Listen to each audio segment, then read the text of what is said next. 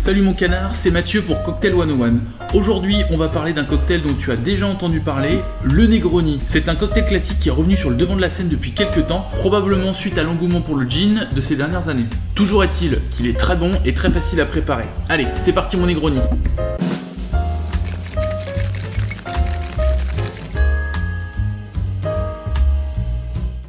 Le Negroni est un cocktail du début du XXe siècle. Son ancêtre était l'Americano, qui était fait à base de gin, de Campari et d'eau pétillante. Un jour, un bonhomme s'est dit « C'est pas assez amer, virez-moi l'eau pétillante, foutez-moi du dissolvant à la place. » Le barman, qui pensait que c'était pas une très bonne idée, n'a pas mis de dissolvant, il a mis du gin à la place de l'eau pétillante. Et voilà, le Negroni était né. Cette histoire, tu ne l'entendras nulle part ailleurs, pour la simple et bonne raison que c'est des conneries. Enfin, la partie pour le dissolvant, surtout. Voilà. Pour faire un Negroni, il te faut du vermouth rouge, du Campari et du dissolvant. Putain!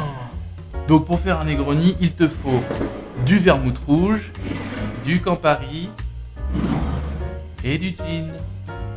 Pour le vermouth, j'utilise le Cinzano, mon petit vermouth passe-partout. Encore une fois, le vacu, je te l'avais expliqué dans la vidéo sur le Manhattan, c'est pour les conserver sous vide et au frais pour qu'ils se gardent plus longtemps.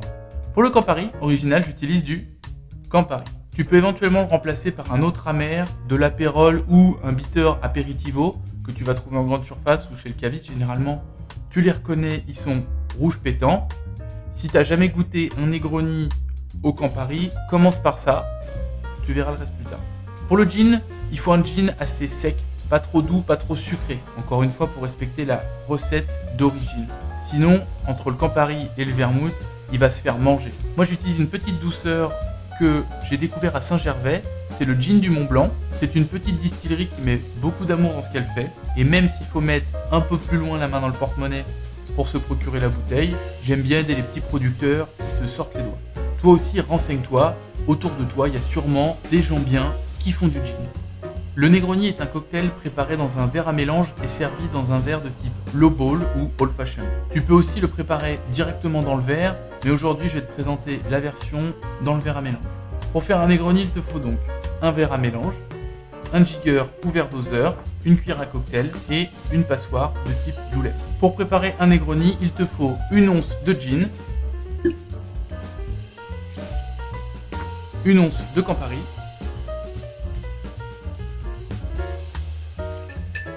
et une once de vermouth.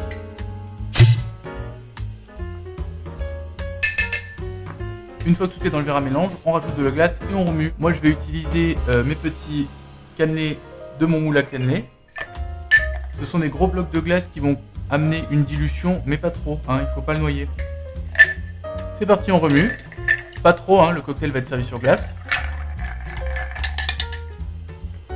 Et une fois que c'est fait, on va servir dans le verre de ton choix, donc généralement un petit verre un petit peu trapu, et c'est parti. J'ai mis dans mon verre un gros bloc de glace de mes moules à iceberg pour maintenir le cocktail on the rocks, bien frais. Pour le garnish, je vais exprimer un petit zeste d'orange sur le verre, comme ça. Et tu peux soit mettre ton zeste d'orange à l'intérieur, ou alors, plus gourmand, mettre une rondelle d'orange. Et voilà, un Negroni. À la tienne. C'est très bon. L'amertume est tout à fait contrôlée. La première fois qu'on m'a servi un Negroni, d'ailleurs je pense que c'était Charles, je me suis dit on met 3 trucs amers dans un verre, ça va être dégueulasse. Je me suis retrouvé déconcerté. Après, ce qui est sympa, c'est que tu peux aussi changer d'alcool. Enfin, c'est très versatile comme cocktail, comme la plupart des cocktails d'ailleurs, tu le verras. Tu peux remplacer le gin par du bourbon, tu auras un boulevardier. Tu peux aussi mettre du rhum jamaïcain, ça s'appelle un Kingston Negroni. Et ça, c'est super bon. Tu sais quoi? Bouge pas. Je vais chercher le poney, je vais chercher le rhum. Vas-y, on va se faire un Kingston.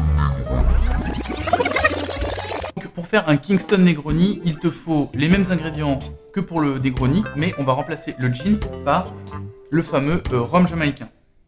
Quelle est la particularité du rhum jamaïcain? Bonne question.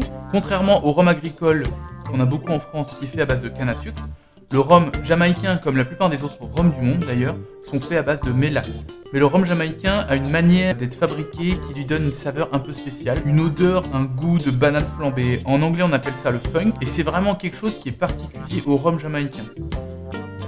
Alors, on le sent vraiment bien, là, vas-y. Tu l'as le funk là hein?